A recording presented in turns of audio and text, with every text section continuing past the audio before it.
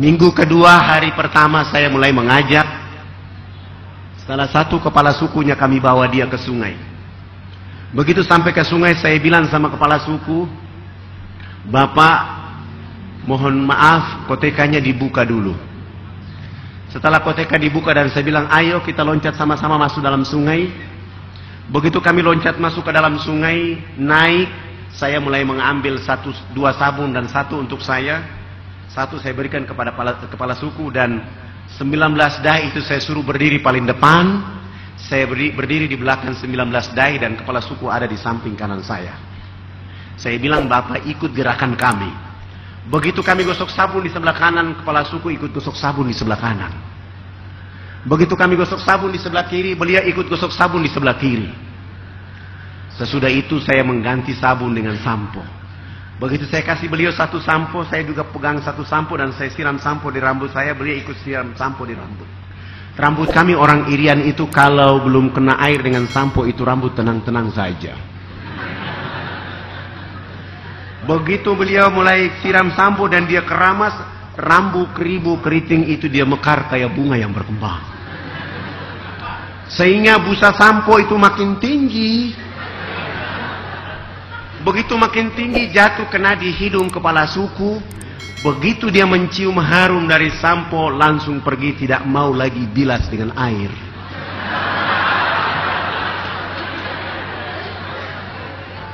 Begitu dia jalan, para dai mengatakan, "Bapak kepala suku harus disiram dengan air."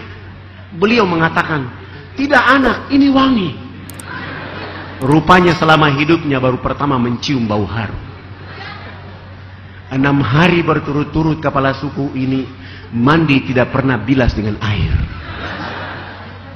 Di hari ke-6 setelah dia datang, kotekanya dia buka, masuk dalam sungai, naik, gosok sabun, gosok sampo, dia pakai koteka, dia jalan kayak kuntilanak yang berjalan. Kena matahari, akhirnya busa tadi kering di badan, busa sampo kering di rambutnya. Beliau langsung pergi ke kebun bekerja seperti biasa seorang petani. Jam 2 siang dia pulang ke rumah. Allah subhanahu wa ta'ala menurunkan rizki berupa hujan. Dia mau bersembunyi di bawah pohon, kena air hujan sehingga busa sampo dan sabun yang tadi kering itu muncul kembali. Beliau gosok-gosok sampai busa sampo itu hilang, busa sabun pun hilang. Allah mengganti dengan kesegaran jasmani. Kepala suku ini tiba di rumah tidur dari jam 3 sore sampai jam 9 pagi hari berikutnya. Pagi-pagi saya datang bersama tim dakwah, bertemu dengan beliau dan berdialog dengan beliau. Begitu kami baru dialog, beliau langsung mengatakan kepada kami bahwa, "Anak, mandi yang benar itu yang anak ajarkan. Karena Bapak kemarin dimandikan oleh Tuhan sehingga Bapak tidur menjadi enak. Selama ini Bapak belum pernah tidur enak seperti itu." Saya langsung mengatakan, "Bagaimana kalau pagi ini Bapak ikut kami mandi seperti biasa?" Beliau langsung dengan semangat ikut kami ke sungai dan hari itu baru dia resmi mandi dan bilas. Setelah beliau bilas selesai, beliau naik tidur dari jam 9 pagi sampai jam 3 sore hari itu. Setelah bangun tidur jam 3 sore hari itu, di sana sudah ada kecerdasan dan pencerahan. Beliau langsung bangkit memberi pengumuman di 28 kampung adat beliau. Besok pagi yang berkumpul di lapangan dekat sungai itu sebanyak 3.712 orang. Laki, perempuan, besar kecil untuk mengikuti materi mandi menggunakan sabun yang kami bawa. Mulai pagi itu kami mulai karena orangnya terlalu banyak. Sabun yang kami bawa 7 karton tidak cukup. Terpaksa satu sabun dibagi 4. Untuk memulai pelajaran mandi yang kami ajarkan. Begitu kami ajar dari jam 8 pagi sampai masuk waktu duhur, saya langsung kasih pengumuman bahwa Bapak kepala suku, mama-mama dan masyarakat, agama kami Islam, maka kami mohon yang sudah mandi jangan pulang, yang belum mandi juga jangan pulang. Nanti kami selesai sholat duhur, kami akan melanjutkan pelajaran mandi. Dan sebelumnya kami sudah membuat panggung di pinggir sungai itu untuk kami sholat duhur. Akhirnya kami 20 orang selesai wudhu, kami naik di atas panggung. Sementara 3.712 orang itu mereka duduk di bawah panggung. Saya naik berdiri di depan jadi imam. 19 orang itu jadi makmuman di belakang, dan salah satu dia qamat dan saya berdiri takbir. Allahu Akbar. 19 makmuman itu juga takbir. Begitu kami takbir, yang sudah mandi maupun yang belum mandi, yang duduk di bawah panggung, semua serentak berdiri dan berputar keliling panggung sholat seakan-akan kami itu Ka'bah. Mereka berputar dengan berlawanan arah jarum jam mengelilingi panggung sholat itu. Tujuan mereka adalah memperhatikan gerakan-gerakan sholat duhur yang kami lakukan. Begitu saya salam, Assalamualaikum warahmatullah, Assalamualaikum warahmatullah, kepala sukunya langsung loncat naik di atas panggung dan langsung mengajukan beberapa pertanyaan. Anak, kenapa anak dengan teman-teman berdiri dan angkat tangan dan mulutnya bicara-bicara? Itu maksudnya apa?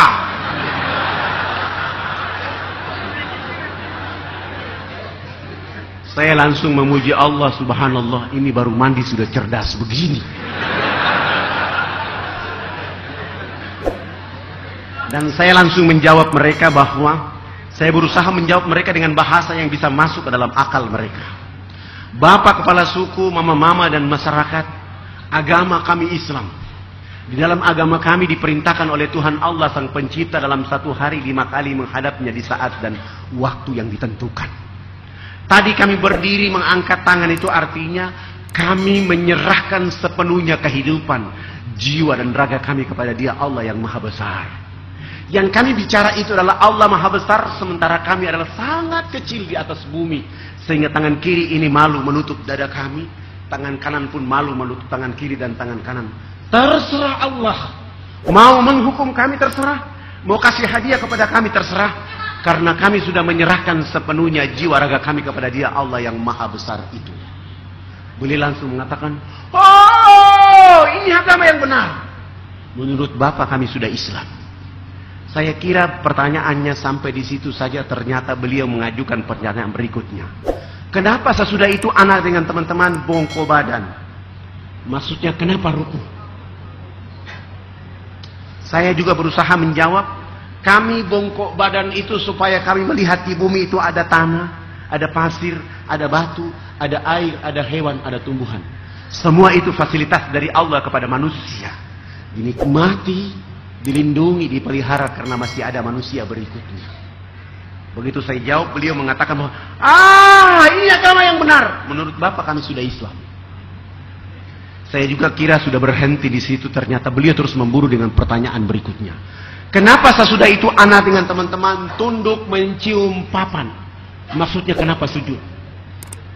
Saya jawab, kami tunduk mencium papan itu pertanda kami menangis kepada Tuhan Allah atas segala kejahatan, maksiat, dosa yang kami lakukan di bumi.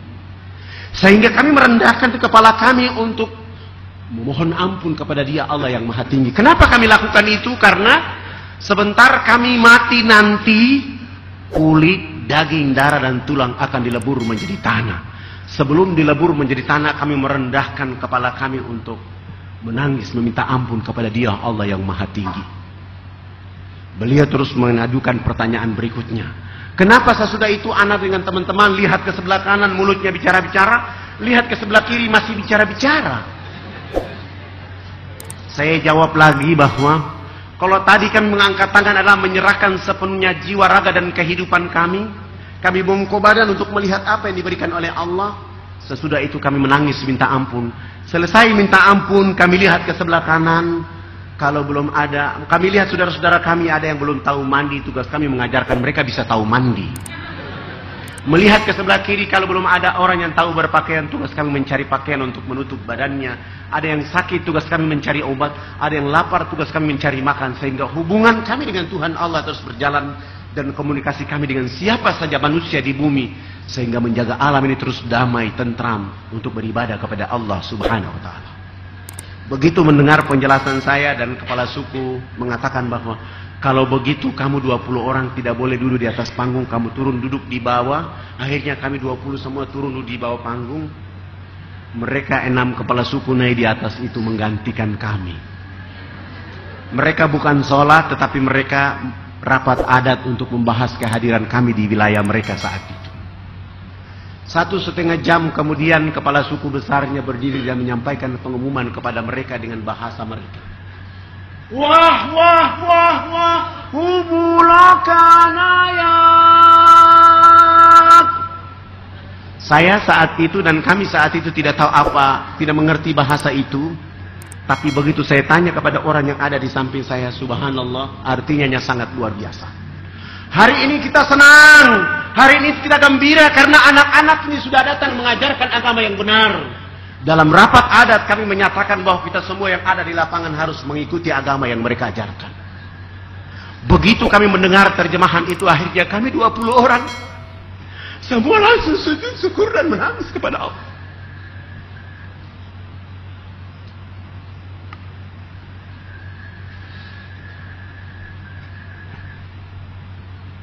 Kami berterima kasih kepada Allah Subhanahu wa Ta'ala.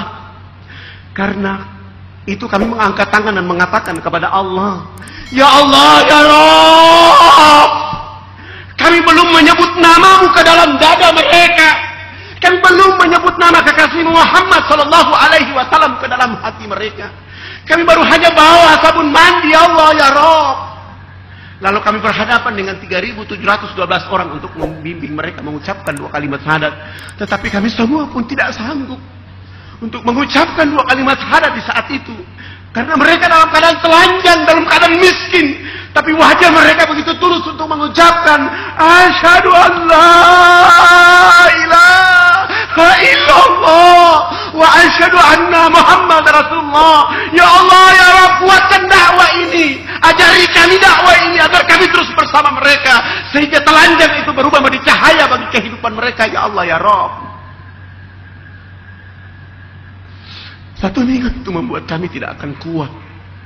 Karena kami tidak menyangka begitu mudahnya hidayah Allah menyertai saudara-saudara. Dan kami tidak memberikan mereka apa-apa kecuali membawa sabun mandi, pakaian dalam terbatas itu untuk mereka. Setelah 1 minggu mereka mengucapkan 2 kalimat syahadat selesai, kami berusaha untuk membimbing mereka ke arah yang lebih baik dengan cara merubah dan mengganti nama-nama mereka. Sehingga yang nama Yohanes, nama Paulus, Wilhelmus kami ganti semuanya. Paulus kami ganti nama dengan nama Ibrahim, Wilhelmus kami ganti nama dengan nama Abu Bakar. Dan nama-nama seperti itu paling layak kepada orang Irian ketika masuk Islam. Sangat lucu kalau ada orang Irian masuk Islam, rambutnya keriting, badannya hitam keling, dipanggil Cecep. Sangat lucu kalau dia masuk Islam, rambutnya keriting, badannya hitam keling, dipanggil Subagio.